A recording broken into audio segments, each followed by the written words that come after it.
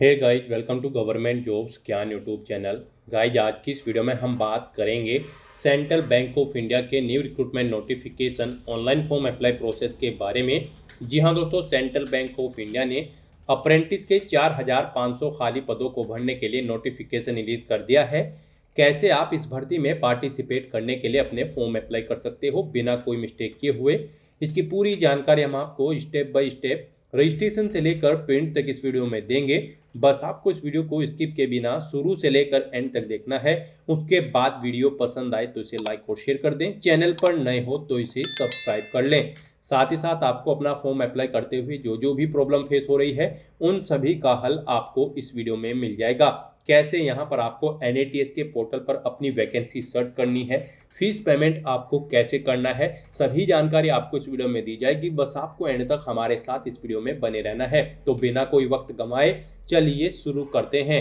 आपको इस वीडियो के डिस्क्रिप्शन बॉक्स में हमारी वेबसाइट IND-sarkari-naukri.in के इस पेज का लिंक मिल जाएगा। यहाँ पर आपको इस भर्ती के रिगार्डिंग सभी डिटेल्स प्रोवाइड कर दी गई है। सेंट्रल बैंक ऑफ इंडिया ने अप्रेंटिस के 4,500 खाली पदों को भरने के लिए नोटिफिकेशन रिलीज कर दिया है। आप 12 जून 2026 से 22 जून 2026 तक अपने फॉर्म अप्लाई कर सकते हो। 15,000 रुपये प्रति महीना के हिसाब से सैलरी आपको प्रोवाइड कर दी जाएगी। अप्रेंटिस की पोस्ट के लिए ग्रेजुएट डिग्री आपके पास होनी चाहिए। किसी भी स्ट्रीम के अंतर्गत किसी वेल रिकॉग्नाइज्ड यूनिवर्सिटी से इस भर्ती में पार्टिसिपेट करने के लिए 20 से 28 साल आपकी आयु सीमा रखी गई है। यहाँ पर male general OBC EWS candidate के लिए 944 रुपये फीस है। फीमेल कैंडिडेट के लिए जनरल OBC EWS के लिए 708 रुपये फीस है। और SC ST PH transgender male और फीमेल कैंडिडेट के लिए 236 रुपये फीस है। ये फीस के अमाउंट आप यहाँ पर ऑनलाइन मोड से जमा करा सकते हो। सिलेक्शन आपका ऑनलाइन टेस्ट और लोकल लैंग्वेज टेस्ट के आधार पर होगा। आप ऑनलाइन मोड में अप्लाई कर सकते हो। ऑल इंडिया से आप अप्लाई कर सकते हो। उसके लिए आपको इस पेज को नीचे स्क्रॉल डाउन करना है, इंपॉर्टेंट थिंग सेक्शन में आना है, ऑफिशियल नोटिफिकेशन PDF लिंक पर क्लिक करके इस भर्ती के नोटिफिकेशन को ओपन कर लेना है और इसमें से आपको पूरी डिटेल रीड कर लेनी है। यहाँ पर आपको सभी डिटेल्स प्रोवाइड कर दी गई है, जैसे कि क्या पोस्ट का नाम है, कितनी उसके लिए नंबर ऑफ वैकेंसीज है, कैसे आप अप्लाई कर सकते हो, कब से कब तक आप अप्लाई कर सकते हो, क्या आपका एलिजिबिलिटी क्राइटेरिया होना चाहिए। पूरी जानकारी आपको इस नोटिफिकेशन में दे दी गई है। आप सभी डिटेल्स यहाँ से रीड करें, उसके बाद अपने फॉर्म अप्लाई कर लें। फॉर्म अप्लाई करने के लिए भी आपको हमारी वेबसाइट के इसी पेज पर ही अप्लाई ऑनलाइन का लिंक दिया गया है। जैसे ही आप इस लिंक पर क्लिक करेंगे आपके सामने NATS का ये पोर्टल ओपन होगा। गाइड, यहाँ पर अगर आप अपना डिप्लोमा या फिर ग्रेजुएट कर रहे हैं तो आप sandwich/AEDP स्टूडेंट के इस ऑप्शन पर क्लिक करेंगे। और अगर आपने अपने डिप्लोमा या फिर ग्रेजुएशन पास आउट कर ली है तो फिर यहाँ पर आप रेगुलर स्टूडेंट के इस ऑप्शन पर क्लिक करेंगे। उसके बाद आपके सामने मान लीजिए आपने पास आउट कर ली है तो आप इस ऑप्शन पर क्लिक करते हैं। फिर आपके सामने कुछ इस तरह से इंटरफेस ओपन होगा। यहाँ पर अगर आपने पहले से रजिस्ट्रेशन कर रखा है इस पोर्टल पर तो आपको यहाँ पर स्टूडेंट लॉगिन के इस ऑप्शन पर क्लिक करना है और यहाँ पर आपको अपनी ईमेल ID एंटर करनी है, अपना पासवर्ड आपको एंटर करना है, इस कैप्चा कोड का आंसर यहाँ पर प्रोवाइड करना है और उसके बाद लॉगिन की स्टेप पर क्लिक करते हुए आपको लॉगिन करके यहाँ पर इस भर्ती के लिए अप्लाई कर लेना है। और गाइज, अगर आप फर्स्ट टाइम यहाँ पर इस पोर्टल के थ्रू किसी भी भर्ती के लिए अप्लाई करने जा रहे हो तो सबसे पहले यहाँ पर आपको अपना रजिस्ट्रेशन करना होगा। उसके लिए आपको यहाँ पर स्टूडेंट रजिस्ट्रेशन के इस ऑप्शन पर क्लिक करना है। फिर आपके सामने यहाँ पर कुछ इस तरह से इंटरफेस ओपन होगा। अब यहाँ पर आपसे कहा गया है क्या आपके पास एक वैलिड ईमेल ID है, आपके पास ये चीज़ें होनी चाहिए और आपके पास एक मोबाइल नंबर होना चाहिए, वैलिड मोबाइल नंबर, आपका आधार नंबर की यहाँ पर KYC वेरिफिकेशन होना चाहिए, क्वालिफाइंग डिग्री आपके पास होनी चाहिए या फिर प्रोविजनल सर्टिफिकेट यहाँ पर ये PDF फॉर्मेट में होनी चाहिए, 1 MB से कम इनका साइज होना चाहिए। और यहाँ पर आपसे पूछा गया है क्या आपने अपनी अपार ID बना रखी है, नहीं बना रखी है तो आप क्रिएट अपार ID के ऑप्शन पर क्लिक करके अपनी अपार ID क्रिएट कर सकते हैं। तो यहाँ पर इन चीज़ों का आपके पास होना जरूरी है। इस पोर्टल पर अपना रजिस्ट्रेशन करने से पहले तो आपको इन्हें रीड आउट कर लेना है, इन्हें रेडी कर लेना है। और फिर यहाँ पर आपसे पूछा गया है क्या आपके पास ऊपर दिए गया जो डाटा है ये आपके पास है इनरोलमेंट करने के लिए, तो यहाँ पर आपको येस ऑप्शन सेलेक्ट करना है। उसके बाद गाइड आपको यहाँ पर अपना मोबाइल नंबर एंटर करना है, अपनी ईमेल ID आपको एंटर करनी है, इस कैप्चा कोड का आंसर आपको यहाँ पर देना है और फिर सेंड OTP के इस ऑप्शन पर क्लिक करना है। उसके बाद आपके रजिस्टर्ड मोबाइल नंबर और ईमेल ID पर OTP गए हैं, वो OTP आपको यहाँ पर एंटर करने हैं। और उसके बाद गाइज यहाँ पर आपको वेरीफाई OTP के इस ऑप्शन पर क्लिक करके अपना मोबाइल नंबर और ईमेल ID को वेरीफाई कर लेना है। नेक्स्ट आपके सामने कुछ इस तरह से इंटरफेस ओपन होगा। अब यहाँ पर आपको अपना रजिस्ट्रेशन कंप्लीट कर लेना है। सबसे पहले यहाँ पर आपसे पूछा गया है कि क्या आपने यहाँ पर अप्रेंटिसशिप प्रोग्राम की पहले से ट्रेनिंग ले रखी है, तो यहाँ पर आपको नो ऑप्शन सेलेक्ट करना है। उसके बाद यहाँ पर आपसे पूछा गया है कि क्या आपको वर्क एक्सपीरियंस है 1 साल का या फिर इससे ज़्यादा, तो यहाँ पर भी आपको नो ऑप्शन सेलेक्ट करना है। उसके बाद यहाँ पर आपसे पूछा गया है कि आपने यहाँ पर अपनी एजुकेशन कैसे पास आउट की है, डिस्टेंट, पार्ट टाइम या फिर रेगुलर, आप अपने कोडिंग ऑप्शन सेलेक्ट करें। फिर यहाँ पर आपको अपना नाम एंटर करना है अपने आधार के अकॉर्डिंग। उसके बाद यहाँ पर आपको अपनी डेट ऑफ बर्थ इस कैलेंडर में से सिलेक्ट कर लेनी है। फिर गाइस यहाँ पर आपको अपना जेंडर सिलेक्ट करना है। उसके बाद यहाँ पर आपको अपनी कैटेगरी सिलेक्ट करनी है। फिर यहाँ पर आपको अपना आधार नंबर मेंशन करना है। उसके बाद यहाँ पर आपको अपना आधार कार्ड अपलोड करना है। ये पीडीएफ फॉर्मेट में होना चाहिए, 1 MB से कम उसका साइज होना चाहिए। उसके बाद यहाँ पर आपको अपना स्टेट सिलेक्ट करना है। फिर आपको अपना डिस्ट्रिक्ट यहाँ पर सिलेक्ट कर लेना है। फिर यहाँ पर आपको इंस्टीट्यूट का नाम सिलेक्ट करना है जिससे आपने अपनी क्वालिफिकेशन पास आउट की है, और अगर इस लिस्ट में उसका नाम नहीं है तो यहाँ पर आप अदर ऑप्शन सिलेक्ट कर सकते हैं। उसके बाद यहाँ पर गाइज आपको अपनी एजुकेशन का टाइप सिलेक्ट करना है। आपके पास डिप्लोमा इन इंजीनियरिंग या फिर टेक्नोलॉजी है, डिप्लोमा इन जनरल स्ट्रीम है, ग्रेजुएट इन इंजीनियरिंग या फिर टेक्नोलॉजी है, या फिर ग्रेजुएट इन जनरल स्ट्रीम है। आप अपने अकॉर्डिंग यहाँ पर अपनी एजुकेशन का टाइप सेलेक्ट करें। उसके बाद यहाँ पर आपको अपने कोर्स का नाम सेलेक्ट कर लेना है अपनी एजुकेशन टाइप के अकॉर्डिंग। उसके बाद यहाँ पर आपको अपना स्पेशलाइजेशन सेलेक्ट करना है। फिर यहाँ पर आपको स्टूडेंट आईडी यानी कि अपनी आईडी यूनिक रजिस्ट्रेशन या फिर रोल नंबर एंटर करना है। पासिंग ईयर आपको यहाँ पर सिलेक्ट करना है। पासिंग मंथ यहाँ पर आपको सिलेक्ट कर लेना है।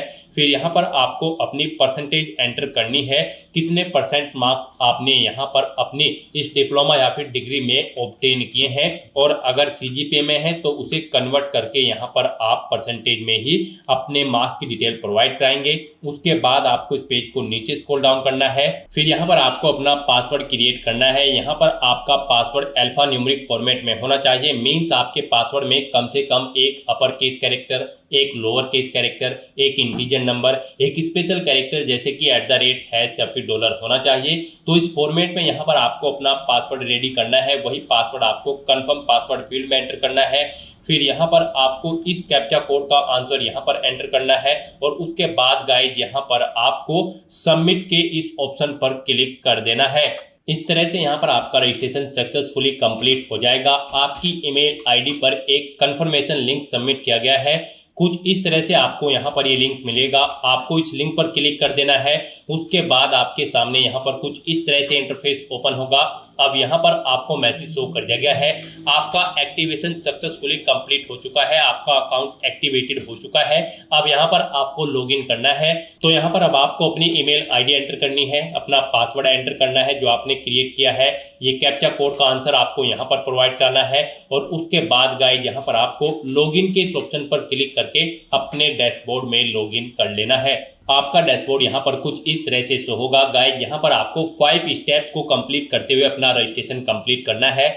यहाँ पर सबसे पहले आपको अपनी बेसिक डिटेल देनी है, फिर आपको अपनी एजुकेशनल क्वालिफिकेशन की डिटेल देनी है। उसके बाद यहाँ पर आपको अपनी कम्युनिकेशन इन्फॉर्मेशन की डिटेल देनी है। फिर आपको ट्रेनिंग प्रेफरेंस सेलेक्ट करना है, और फिर आपको एंड में अपनी बैंक की डिटेल देते हुए अपना रजिस्ट्रेशन कंप्लीट कर लेना है। तो यहाँ पर आने के बाद सबसे पहले अपना पासपोर्ट साइज फोटो अपलोड करना है। फोटो यहाँ पर आपका जेपीजी, जेपीईजी या फिर पीएनजी फॉर्मेट में होना चाहिए। आपको चूज फाइल बटन पर क्लिक करना है, फाइल को सिलेक्ट कर लेना है, और अपना पासपोर्ट साइज कलर फोटो यहाँ पर आपको अपलोड कर देना है। उसके बाद आपको इस पेज को नीचे स्क्रॉल डाउन करना है, और फिर यहाँ पर आपको अपनी मदर का नाम एंटर करना है। उसके बाद आपको अपने फादर का नेम एंटर करना है। फिर यहाँ पर आपसे पूछा गया कि क्या आप माइनॉरिटी कम्युनिटी के अंतर्गत आते हैं, अगर आते हैं तो यस करें, और फिर अपनी माइनॉरिटी कम्युनिटी यहाँ पर आप सिलेक्ट करें, और नहीं आते हैं तो यहाँ पर आपको नो ऑप्शन सिलेक्ट कर लेना है। उसके बाद आपसे पूछा गया कि क्या आप पर्सन विद डिसेबिलिटी कैंडिडेट हैं, अगर हैं तो आप यस करेंगे, नहीं तो नो ऑप्शन सिलेक्ट करेंगे। उसके बाद यहाँ पर आपको आपकी ईमेल आईडी और मोबाइल नंबर ऑटोमेटिकली फील्ड मिल जाएगा जो आपने रजिस्ट्रेशन टाइम पे प्रोवाइड कराया था, और बस यहाँ पर अब आपको सेव एंड कंटिन्यू के इस ऑप्शन पर क्लिक करना है।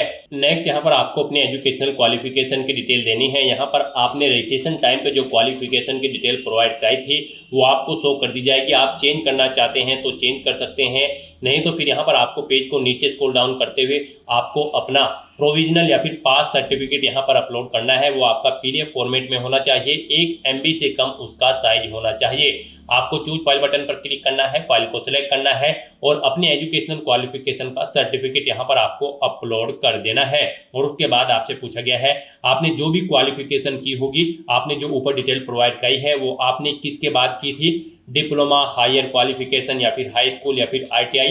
आप अपने अकॉर्डिंग यहाँ पर ऑप्शन सेलेक्ट करें और उसकी डिटेल फिर यहाँ पर दें। जैसे कि यहाँ पर आपको सबसे पहले अपना स्टेट सेलेक्ट करना है, फिर यहाँ पर आपको अपना स्कूल या इंस्टीट्यूट का डिस्ट्रिक्ट सेलेक्ट करना है।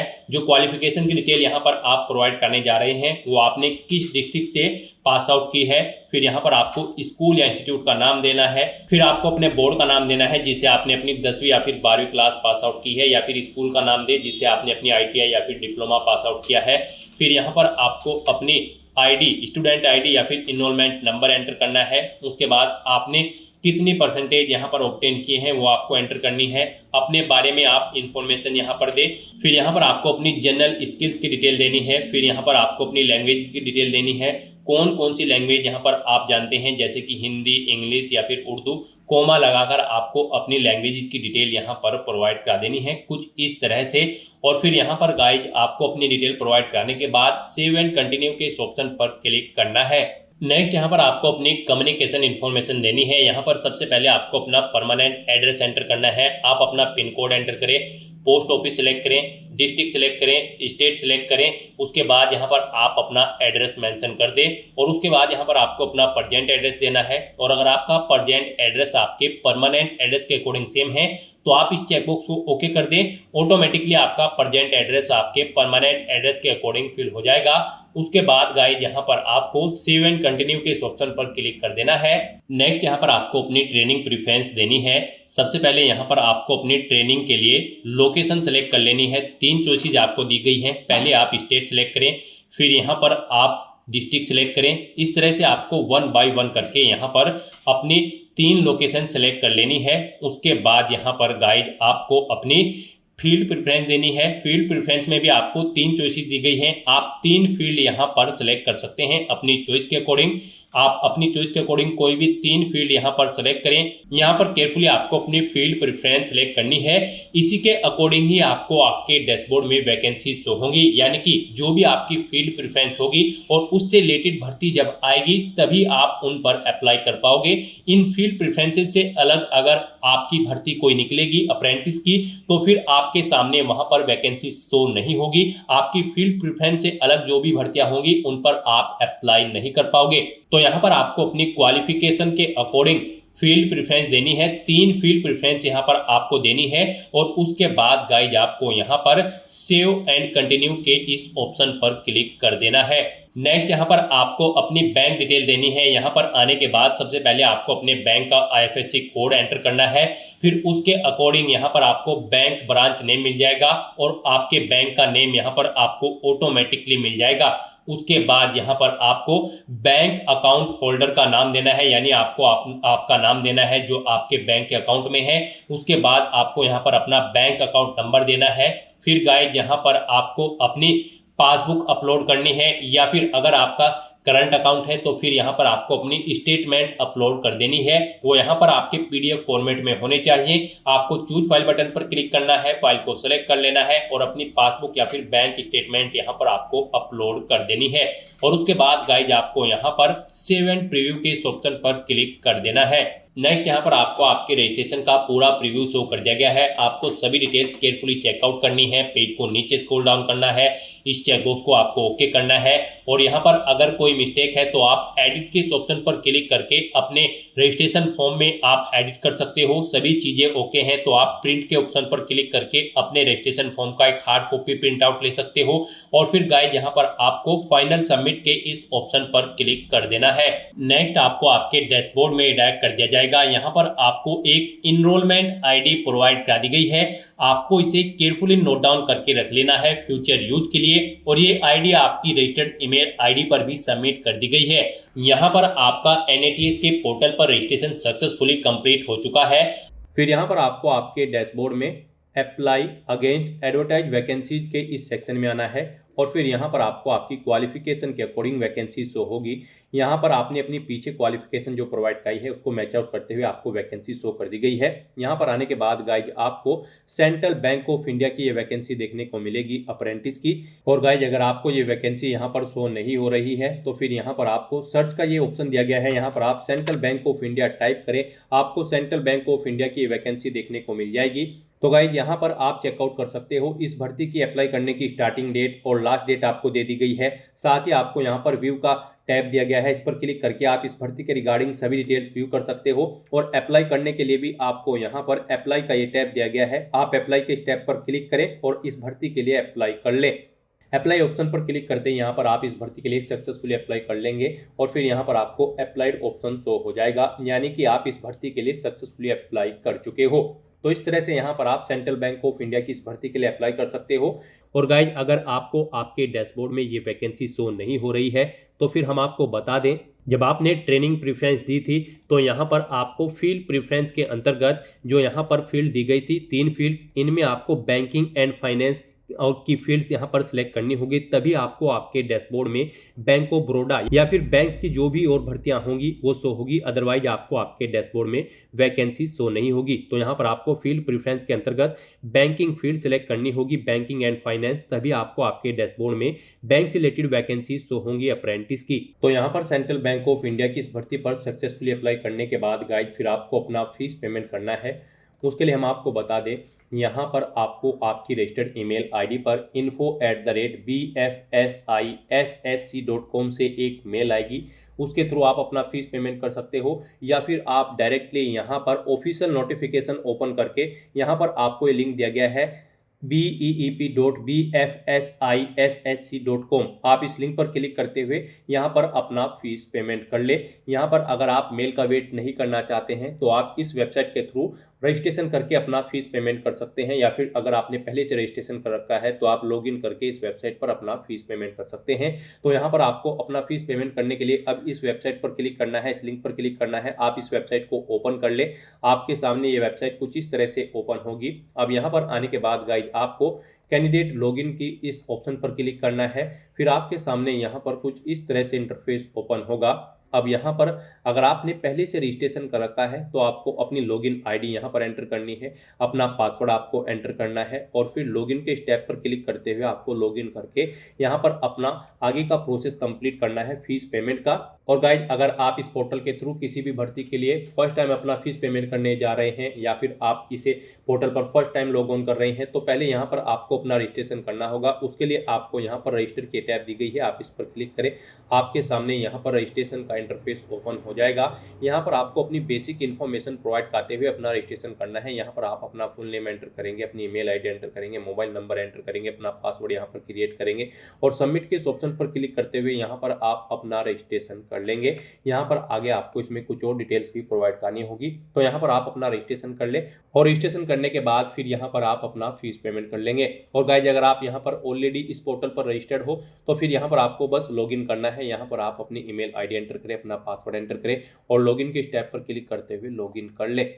BFSI के इस पोर्टल पर लॉगिन करने के बाद आपके सामने आपका डैशबोर्ड कुछ इस तरह से शो होगा। गाइस यहाँ पर आपको सेंट्रल बैंक ऑफ इंडिया की ये वैकेंसी देखने को मिल जाएगी। यहाँ पर आने के बाद आपको कहा गया है, यहाँ पर अगर आपने NATS के पोर्टल पर अभी तक अप्लाई नहीं किया है तो पहले यहाँ पर आपको NATS की वेबसाइट पर अप्लाई करना है, उसके बाद आपको इस पोर्टल पर आना है और यहाँ पर आने के बाद गाइस अब आपको अप्लाई नाउ के इस टैब पर क्लिक करना है। फिर यहाँ पर आपने BFSI के पोर्टल पर अपने जो जो डॉक्यूमेंट अपलोड किए थे वो यहाँ पर आपको सभी देखने को मिल जाएंगे। ये आपके डॉक्यूमेंट फैच कर लिए गए हैं। रजिस्ट्रेशन में आपने जो डॉक्यूमेंट प्रोवाइड कराए थे वो आपको फैच करके यहाँ पर शो कर दिए गए हैं। आप यहाँ पर व्यू के ऑप्शन पर क्लिक करके इन्हें व्यू भी कर सकते हो, रिमूव करना चाहते हो तो आप रिमूव कर सकते हो। तो यहाँ पर गाइज अब आपको बस सबमिट के इस ऑप्शन पर क्लिक करना है, फिर आपके सामने कुछ इस तरह से पॉपअप शो होगा। अब गाइज यहाँ पर आपको अपनी जॉब्स के लिए लोकेशन सेलेक्ट करनी है। यहाँ पर आपको, जी हाँ दोस्तों, यहाँ पर आपको 5 चॉइसेस दी गई है। आप अपनी चॉइस के अकॉर्डिंग यहाँ पर पहले स्टेट सेलेक्ट करें और फिर उसमें आप किस स्थान पर जॉब करना चाहते हैं यहाँ पर आप अपने अकॉर्डिंग डिस्ट्रिक्ट सेलेक्ट कर ले। उस स्टेट के आपको 5 चॉइसेस दी गई है, आप अपनी चॉइस के अकॉर्डिंग जिस सिटी में जॉब करने के लिए इच्छुक है वो सिटी यहाँ पर आप सिलेक्ट कर ले। जिसे आप फर्स्ट नंबर पर प्रेफरेंस देंगे उसे यहाँ पर आपको फर्स्ट नंबर पर प्रीफर किया जाएगा। जिसे आप सेकंड, थर्ड, फोर्थ जिस भी ऑप्शन पर रखेंगे उस सिटी को उस नंबर पर आपको यहाँ पर जॉब के लिए प्रीफर किया जाएगा। तो यहाँ पर आप अपनी लोकेशन सेलेक्ट कर ले और उसके बाद फिर सबमिट के इस ऑप्शन पर क्लिक कर दें। इस तरह से यहाँ पर आपकी BFSI के पोर्टल पर भी डिटेल सक्सेसफुली सबमिट हो जाएगी। अब गाइस यहाँ पर आपको अपना फीस पेमेंट करना है, उसके लिए आपको यहाँ पर अब पे नाउ का ये ऑप्शन इनेबल कर दिया गया है। अब आप पे नाउ के इस ऑप्शन पर क्लिक करें। यहाँ पर हम आपको बता दें फॉर्म आपका ऑलरेडी सबमिट हो चुका है, लेकिन कंसिडर इसे आपके फीस पेमेंट के बाद ही किया जाएगा। तो आप यहाँ पर आप पे नाउ के इस ऑप्शन पर क्लिक करते हुए अपना फीस पेमेंट करें। पे नाउ ऑप्शन पर क्लिक करने के बाद आपके सामने फीस पेमेंट का ये इंटरफेस ओपन होगा। यहाँ पर आप debit card, credit card, net banking, wallet या फिर UPI के माध्यम से अपना फीस पेमेंट कर सकते हो।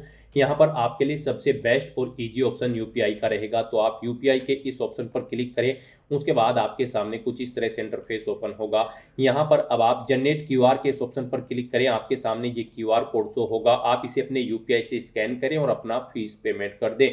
सक्सेसफुली फीस पेमेंट करते ही यहाँ पर आपके एप्लीकेशन फॉर्म की सभी टास्क कंप्लीट हो जाएगी। उसके बाद आपको अपने एप्लीकेशन फॉर्म का एक हार्ड कॉपी या फिर सॉफ्ट कॉपी प्रिंट आउट ले लेना है फ्यूचर यूज के लिए, फ्यूचर रेफरेंस के लिए। गाइड हम आपको एक बार फिर से बता दें, फॉर्म सबमिट होने के बाद आपको अपना फीस पेमेंट करना रिक्वायर्ड है। यहाँ पर आपको आपकी कैटेगरी के अकॉर्डिंग एप्लीकेशन फीस का अमाउंट देखने को मिलेगा। आपको ये फीस पेमेंट करना रिक्वायर्ड है, अदरवाइज यहाँ पर आपका फॉर्म कंसिडर नहीं होगा। तो दोस्तों ऐसे आप central Bank of India apprentice की इस भर्ती के लिए अपने फॉर्म अप्लाई कर सकते हो बिना कोई मिस्टेक किए हुए। आज की इस वीडियो में बस इतना ही। आई होप ये वीडियो आपको पसंद आई होगी। अगर पसंद आई हो तो इसे लाइक और शेयर करें। चैनल पर नए हो तो इसे सब्सक्राइब कर लें। Thanks for watching.